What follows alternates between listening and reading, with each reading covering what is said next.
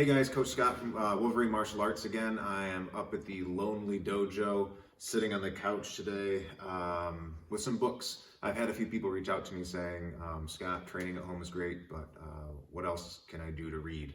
What are some good books? So there are a lot of good technique books out there, but it's a good time to be at home, be quiet, and get kind of philosophical. So the first couple of books I'm going to recommend are more in that vein.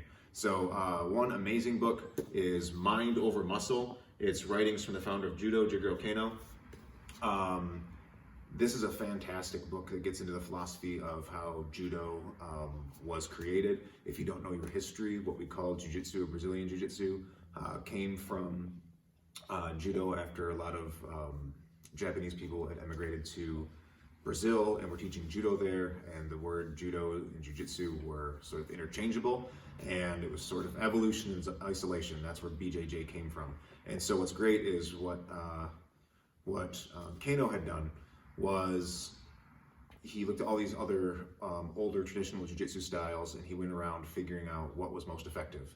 And one of my favorite quotes in this book, which is extra fancy because it's got this little ribbon bookmark, is he says, the correct methods of the past have been preserved while the errors have been discarded and new techniques have been added to make up for this. So generally the application of the fundamental principle is the basis of all instruction.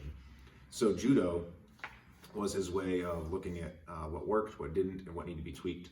And we continued to evolve the art from there. If that sounds familiar, it's because it's very similar to Bruce Lee's philosophy of Jeet Kune Do. Jeet Kune Do is often thought of as a martial arts system, as the thing that Bruce Lee did. I was taught and have always thought of Jeet Kune Do more as a philosophy than a collection of techniques, because what Bruce Lee said is almost identical to what Kano had said almost 100 years before, which was that to absorb what is useful, to reject what is useless, and to add is what is uniquely your own. And that should be true of all martial arts, but I think Jiu-Jitsu is a martial art in which that philosophy is particularly true, because it's one where we're sparring all the time and we acknowledge that we're all different styles. Jiu-Jitsu is so deep, it is inevitable that at least you should develop your own style over time.